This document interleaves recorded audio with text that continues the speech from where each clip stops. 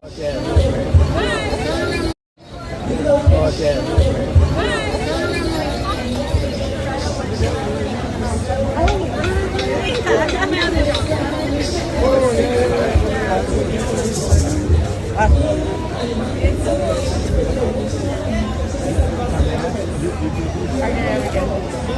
airbrushed it, I designed it, I do my own makeup, everything. I have no words. This is absolutely unbelievable. You're so very talented. Thank you. Yeah. Hi and welcome back to the show. Welcome to the news from the end of the world. We are exploring on a weekly basis.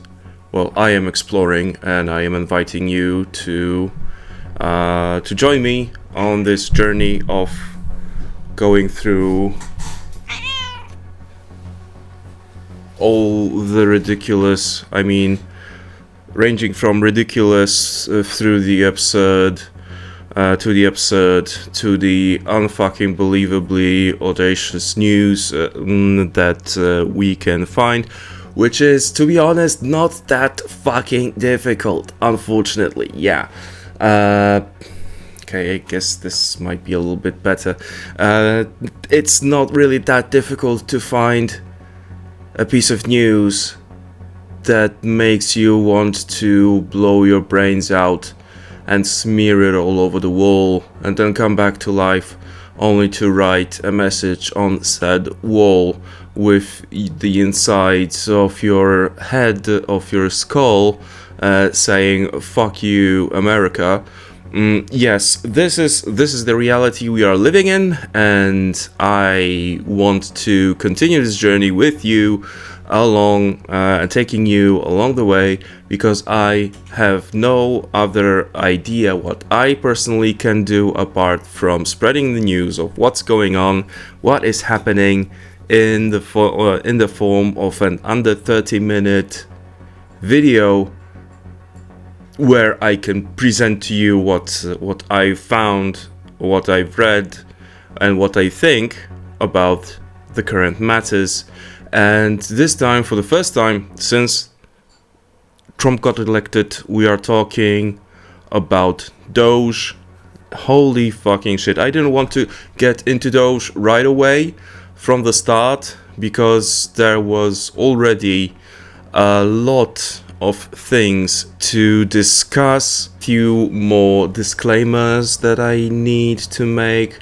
One, whenever I look like this here, and we are and I'm going live from the studio, which is basically my bedroom. I'm using a prompter because it's much more easier that way. Make it into a short form text, a summary of sorts, if you will, and just read it off the prompter. That has some downsides to it, because obviously I sound a little bit artificial.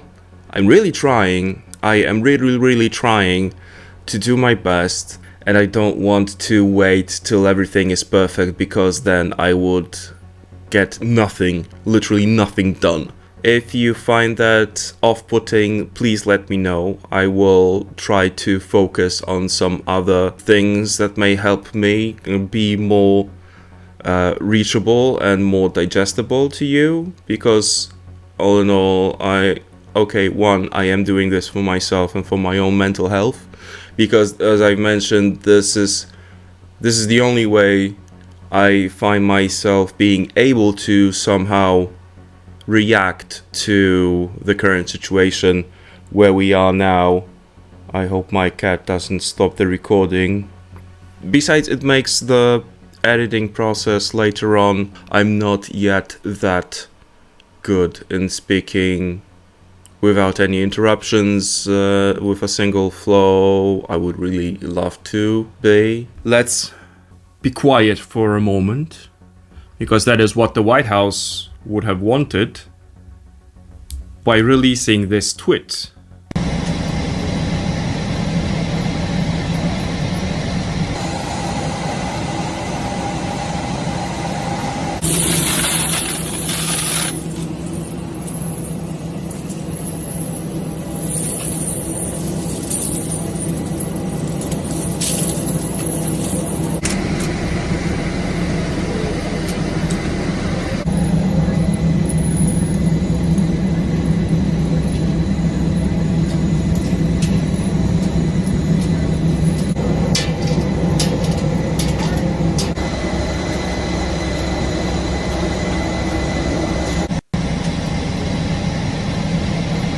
I don't even know what to say. Honestly, I don't even know what to say. Is this how Nazis felt when they sent people to concentration camps? I don't know. I don't know. And I would rather not know. I don't want to know what goes on inside people's heads when they think this is a good thing and this is a good idea, or even thinking that this should be a thing. I don't know. I don't fucking care. I care that people like that are running one of the most powerful countries in the world, and that is really frightening. And I personally am frightened. And look, I am living in a country that is probably next in line. Should Ukraine fall, we're probably the next in line to fall as well. Or at least to engage in an international conflict with Russia. And along with us, I sure hope so, that someone will stand up for us, for once. And NATO would get involved, and the EU would get involved also, although the EU doesn't have their own military force per se, but we are part of the NATO. So I hope that NATO would get involved, although America is also part of NATO, and they're colluding with Russia, allegedly. So I have absolutely no idea what may come of this, but should Ukraine fall, I guess Poland is where I'm from, is going to be the next in line, opening a pathway to the rest of Europe should Russia decide to go all the way, although I doubt it. I don't think they have the military prowess, capacity, resources and whatnot to actually go forth with this. But all the things aside, I live in Poland. We've already been the center of multiple attacks. Poland has disappeared from the world maps 3 times over the course of 1,000 years. And at some point, we vanished for 123 years, being our territories being divided among 3 partners: Germany, Prussia, and Russia. So yes, that was fun. Poland also, if you didn't know, and probably you haven't, was one of the satellite states of the USSR. So I am guessing that Putin would see us also as a worthy fit for his shitty crown. Also, my family's history is tied to the events that occurred when Nazi Germany invaded Poland in 1939. For example, my grandmother was caught twice within a single month by the same Nazi officer, and on helping Jews in the local ghetto in the town she was from. As punishment, she was sent to be part of forced labor. She was extremely lucky to have survived all of that, and after a period of being being a slave, basically, of some German family, because that's what happened if you were really lucky. Otherwise, you would get sent to a concentration camp or shot on the spot. But my grandmother was really lucky. Practically nothing happened the first time she got caught. And secondly, she got only sent as forced labor to some German family. And then she was sent as forced labor, slave labor. Let's be honest, there's no other way of calling that. She was basically a slave for Nazi Germans to dig trenches when the front line started to move from east to west, and when the Russians started to invade. Once the Russian front line passed and Poland was liberated by the Russians, she could go home. But in order to do that, she had to walk tens of kilometers barefoot practically, because Russian soldiers were not really cautious in any way, and for an army of liberators, I guess it would fall in line perfectly, as criminals and people in prisons were pardoned by the Russian government and sent to fight on the front line. And if you're a Russian criminal back then, my grandmother had really, really tons of luck that she managed to survive, that nothing bad happened to her, and she saw some really fucked up shit along the way. But she managed to come back, she managed to live her life until her late 90s. And I can say that I was lucky enough and privileged to be with her until the very end of her life. And the things she told. You see, being brought up in Poland, not firsthand, but I knew firsthand witnesses of how the entire affair of Nazi Germany unfolded, how Hitler got to power, and how the events unfolded, and how quick it was. That's why I am very, very much sensitive to when things like that happen. And that's one of the things I want to talk about this here, with talking to you guys and sharing whatever I found out with you, so that for you, instead of browsing news articles, which are all linked below, everything I found, every article I have used to compile this segment for you guys, everything is linked below in the description.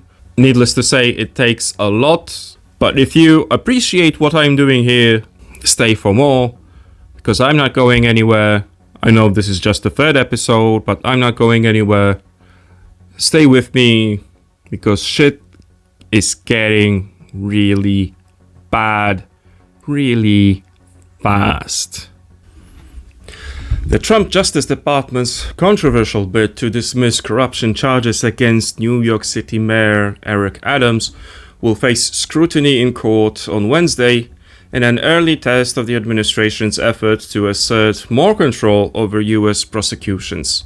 U.S. District Judge Dale Ho will hear arguments from Eric Adams's legal team and Justice Department officials to determine whether to sign off on the dismissal. Although the federal judge in Manhattan overseeing the case may not immediately rule on dismissing the charges, the hearing will spotlight the next steps in the case. Wednesday's high-stakes proceedings caps a week of drama that thrust New York City into political turmoil and prompted resignations by career prosecutors who were unwilling to carry out the administration's demands. Justice Department lawyers on Friday formally requested that the case be dismissed after several days of back and forth between department leaders in Washington and career officials. The move led to an outpouring of opposition from Adams's political opponents and other groups, after which Judge Ho called Wednesday's hearing. Since the court must exercise sound judicial discretion in considering a request for dismissal, it must have sufficient factual information supporting the recommendation. Ho wrote in an order on Tuesday. Adams, 64, has pleaded not guilty to charges that he accepted illegal campaign donations and took luxury travel upgrades in exchange for political favors to Turkish government.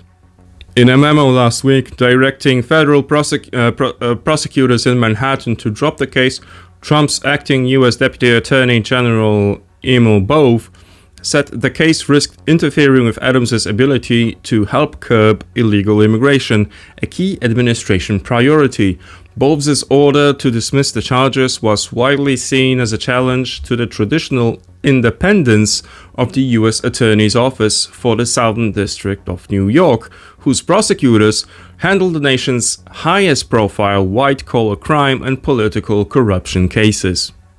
Danielle Sassoon, the interim U.S. Attorney for Manhattan, was among the career prosecutors who resigned rather than agree to move to dismiss the charges. In a sharply worded letter, she alleged that the department struck a bargain with Adams in return for his support on Trump's policies, and that dismissal would be wholly inappropriate.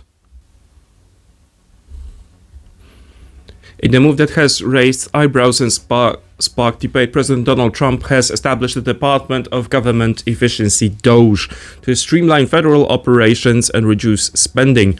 Appointed as a senior advisor, Elon Musk plays a pivotal role in this initiative. However, recent court filings clarified that Musk serves as a senior advisor to the president without direct authority over DOGE, which operates as a distinct entity within the executive office of the president. Since its inception, DOGE claims to have saved $55 billion through measures such as fraud detection, contract cancellations, asset sales, and workforce reductions. Notably, over 10,000 federal employees have been dismissed, with further cuts anticipated. These actions have led to confusion and, in some instances, the reversal of terminations, as seen with National Nuclear Security Administration and the U.S. Department of Agriculture. The establishment of DOGE and Musk's involvement have ignited legal challenges and discussions about the constitutional implications of such appointments. Critics argue that Musk's significant influence may contravene the Constitution's appointment clause, which mandates congressional approval for executive branch officers. Additionally, concerns have been raised regarding DOGE's access to sensitive data from agencies like the Department of Education, Treasury Department, and the Internal Revenue Service. As DOGE continues its mission to overhaul federal operations, the balance between efficiency, transparency, and adherence to constitutional principles remains a focal point of public discourse. In a plot twist no one saw coming, President Donald Trump, in his encore performance at the White House, decided that the federal government needed a makeover. Enter Elon Musk, the tech mogul with a penchant for rockets and electric cars, now donning the hat of government efficiency tsar. Together, they've birthed DOGE, an agency with a mission to trim the so-called fat from federal operations. Yeah, it's already been proven that the contract cancellations haven't actually been cancelled. Since its inception, DOGE has been on a rampage, targeting agencies like the Department of Defense, IRS, NIH, and even the Department of Education. Their strategy: implement funding caps, terminate contracts, and initiate staff cuts. Critics argue that these moves could compromise public services and safety, but hey, who needs those when they're chasing efficiency? Transparency? Never heard of it. Despite Musk's claims of maximum transparency, DOGE operates more like a secret society than a federal agency, with funding swelling to nearly $40 million. Thanks to some creative accounting and a country-old law, details about its operations remain under wraps. Even Congress is scratching its head, with lawmakers like Representative Rosa DeLauro dubbing it a made-up federal department that's siphoning taxpayer dollars. Not one to shy away from controversy, Musk has hinted at auditing the Federal Reserve and even poking around Fort Knox's gold reserves. At the Conservative Political Action Conference, he brandished the chainsaw, a gift from Argentina's President Javier Milei, as a symbol of his commitment to cutting the red tape. Critics argue that some of these moves might tango with legal boundaries, but when has that ever stopped a billionaire on a mission? editing me, coming to you from the future or a different timeline. Javier Milei has been involved in a crypto scam of late. There is a fantastic job done by CoffeeZilla with links below to his video regarding Javier Milei and what a shit show his cryptocurrency was. There was a crypto token to be released and it was rug pulled. So yeah, people, again, as with many cryptos, this one too was rug pulled. People got scammed, lost a lot of money, and the face of the crypto, Milei himself, says, well, he was just the face of it and he had no idea what was going on. The bottom line, in the grand saga of Doge, where we're witnessing a high-stakes experiment in governance led by a duo that's as unconventional as they come. Whether this will lead to a leaner government or a bureaucratic meltdown remains to be seen.